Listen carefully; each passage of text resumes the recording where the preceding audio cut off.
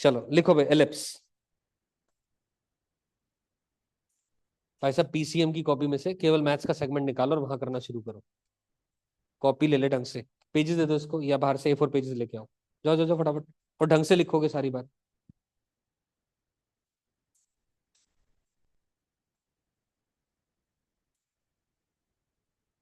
लिखे टॉपिक का नाम, standard equation and basic terminology. Standard equation and basic terminology. और एक बड़ा पेज, हॉरिजॉन्टल पेज पे डायग्राम बनाएंगे, ठीक वैसे ही जैसे पैराबोला में बताई थी बात। ठीक, यहीं पर ही आपको सारी बात, अगले आधे घंटे मेरी ढंग से बात सुन लो, पूरा एलिप्स क्लियर हो जाएगा। ठीक है ना। टॉपिक का नाम है standard equation and basic terminology. एक लाइन लिखो पहले, point moving, point moving in such a way, point moving in such a way that sum of its distances, point moving in such a way that sum of its distances from two fixed points, sum of its distances from two fixed points is always a constant, is always a constant. Point moving in such a way that sum of its distances from two fixed points is always a constant. अब लिखना शुरू करेंगे यहां से आप, भाई साहब ठीक है ना, बोलना शुरू करूं। अब इधर ध्यान देंगे सब लोग, लिसन। अब जब मैं कहूंगा ना बोर्ड पे ध्यान देना, तो केवल बोर्ड पे ध्यान दो। I give ample amount to write it down, ठीक, डोंट वरी। देखिए ये कोऑर्डिनेट एक्सेस आ गया,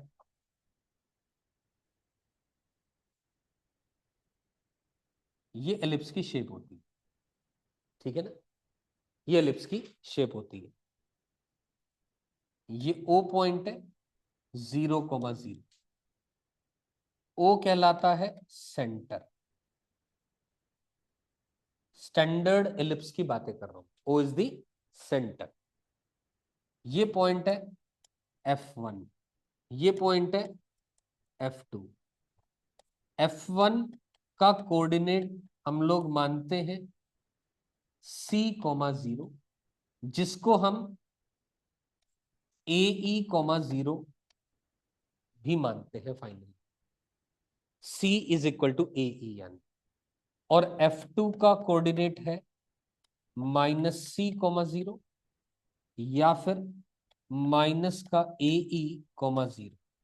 F1 F2 दोनों फोकाई होते हैं। पैराबोला में एक फोकस होता है, यहां दो फोकस होते हैं, एक F1 एक F2। सेंटर से F1 की दूरी और F2 की दूरी बराबर होती है। सेंटर से F1 और F2 की दूरी बराबर होती है। क्लियर होगी बात ये, कोई कंफ्यूजन नहीं। सेंटर से F1 और F2 की दूरी बराबर होती है। क्लियर होगी बात यहां तक। F1 फोकाई है, F2 फोकाई है, O सेंटर है, F1 उधर की तरफ, F2 इधर की तरफ, सेम डिस्टेंस दोनों।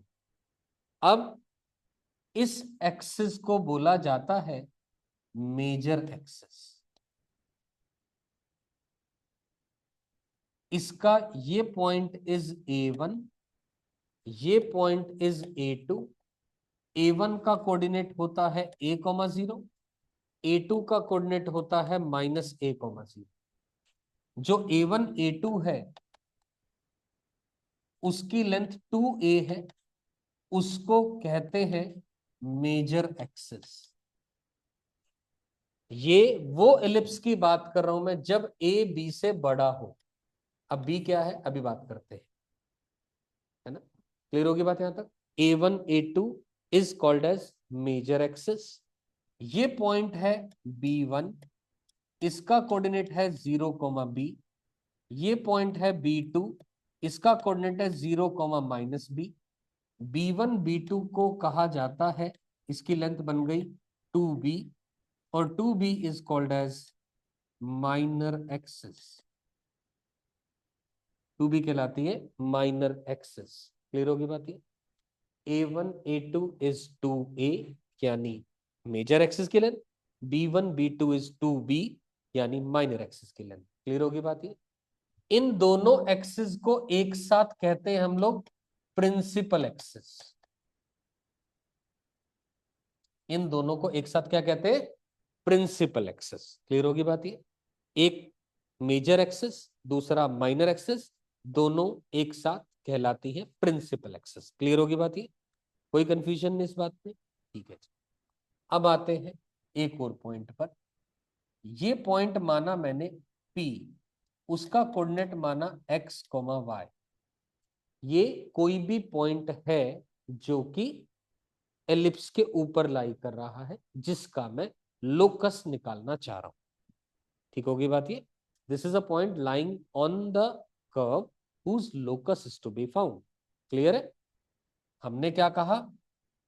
इस P पॉइंट का इस F2 से डिस्टेंस और इस F1 से डिस्टेंस, अभी अभी आपको एक लाइन लिखाई, P पॉइंट का F1 से प्लस P पॉइंट का F2 से जो डिस्टेंस है वो 2A है, जो कि कांस्टेंट है, जो कि कांस्टेंट है। मेरी बात समझ में आई? मैंने क्या कहा? P पॉइंट ये एलिप्स की एक स्टैंडर्ड प्रॉपर्टी है, स्टैंडर्ड थिंग है कि एलिप्स के ऊपर लाई करने वाले किसी भी पॉइंट से दोनों फिक्स्ड पॉइंट, एक F1 एक F2 का डिस्टेंस निकाल के अगर ऐड करेंगे तो वो कांस्टेंट के बराबर आएगा, 2A के बराबर। क्लियर होगी बात ये? I come to the screen again, अगली बात पे आ रहा हूं। तो हमने क्या करा? PF1 यानी under the root of x minus C का होल स्क्वायर प्लस y-0 का whole square plus under the root of x plus C का whole square plus y² is equal to 2A लिख दिया। PF1 plus PF2 is equal to 2A। कोई tension नहीं, पक्की बात है, वही चीज लिखी, मैथमेटिकली लिख दी बस, और कुछ नहीं करा। अब क्या करेंगे? या तो इस पोर्शन को या इस पोर्शन को इधर ले जाओ और दोनों तरफ स्क्वेयरिंग कर दो। किसी एक पोर्शन को दूसरी साइड ले जाके स्क्वेयरिंग करेंगे, सिंप्लीफाई होगा। एक और बार स्क्वेयरिंग करेंगे, 2 बार स्क्वेयरिंग करने से अंडर रूट यानी रेडिकल साइन हट जाएगा। हटने के बाद जो इक्वेशन सॉल्व होकर के बनती है वो ये आ जाती है, x² / a² plus y² upon a² minus c² equal to 1। ये इक्वेशन निकल के आ जाती है ऑन सिंप्लीफिकेशन। क्लियर होगी बात ये स्क्वेयरिंग करने के बाद? अब एक चीज ध्यान से देखें, डायग्रामेटिकली आपको मैंने ऑलरेडी लिखा ही है बात ये। F1 का कोऑर्डिनेट है c,0, A का कोऑर्डिनेट है a,0। क्या A C से बड़ा नजर आ रहा है? यहाँ पर पक्की बात है A C से बड़ा है, तो एज अ रिजल्ट क्योंकि A C से बड़ा है तो a² माइनस c² एक पॉजिटिव क्वांटिटी है। पक्की बात है? इस पॉजिटिव क्वांटिटी का नाम चेंज कर दिया, x² upon a² plus y² upon b² is equal to 1। यानी a² हमने क्या करा? a² माइनस c², और c क्या है? a² is equal to b² से हमने रिप्लेस कर दिया। दूसरी भाषा में ये रिलेशन बन जाता है b² is equal to a² times of 1 minus का e²। This is the relation in an ellipse and this is the standard equation of an ellipse. This is the standard equation of an ellipse where a is greater than b। तीन बातें होती है, A B से बड़ा है, A B से छोटा है, और तीसरा केस ए बी के बराबर है। अगर ए बी के बराबर हो गया ये सर्कल बन जाएगा, तो circle is a special case of an ellipse. समझ में आ गई बात? कोई डाउट? दोबारा बोलो। मैंने क्या करा माय डियर? इस ए स्क्वायर माइनस सी स्क्वायर को मैंने बी स्क्वायर लिख दिया, कोई दिक्कत तो नहीं है। और अभी अभी थोड़ी देर पहले कहा मैंने, ये रहा पिछले वाली स्क्रीन पे जाते हैं कि सी किसके इक्वल था, मैंने बताया था ए ई। ध्यान से देखो, सी स्क्वायर की जगह ए स्क्वायर ई स्क्वायर लिख दिया। अपने आप सोच करके देखें, ये ए है, एलिप्स के अंदर में हमने पढ़ा हुआ एक्सेंट्रिसिटी की वैल्यू 0 से 1 के बीच में होती है।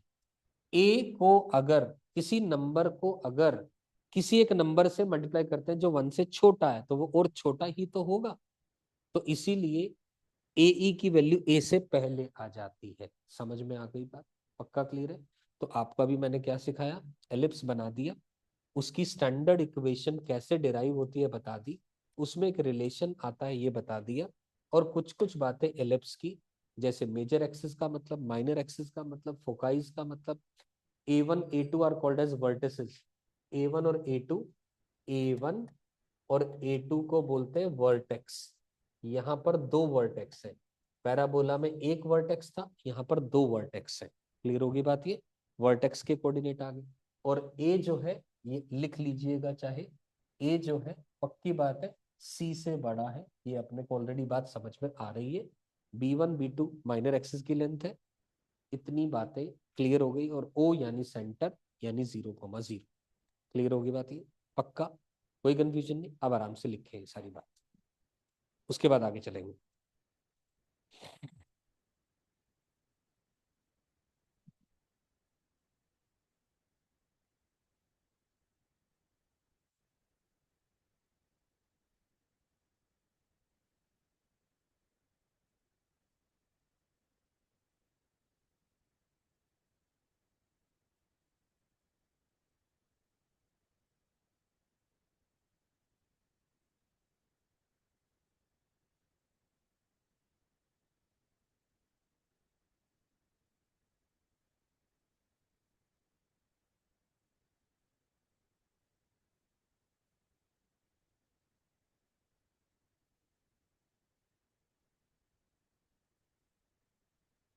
आराम से लिखें, आराम से समझें। कोई भी बात ऐसा लगता है कि अपने को नहीं समझ में आई, दोबारा पूछना चाह रहे हो पूछ लो। फोकाइज का क्या मतलब है, major axis, minor axis, eccentricity, length of major axis. Major axis यहाँ पर हमने एक्स एक्सेस को लिया है, माइनर एक्सेस यहाँ पर हमने वाई एक्सेस को लिया है। ये स्टैंडर्ड भाषा है, स्टैंडर्ड इक्वेशन है।